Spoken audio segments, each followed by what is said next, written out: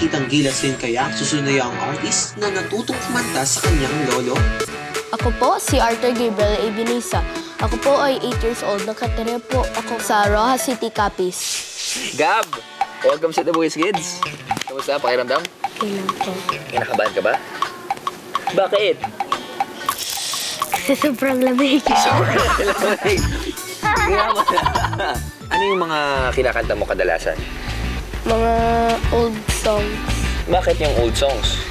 Kasi favorite yan ni Lolo. Kasama ko po ngayon si Lola Arthur. Siya po ang nagturo sa akin kung paano kumanta ng maayos. Lola Arthur molded me and my sister to become good kids.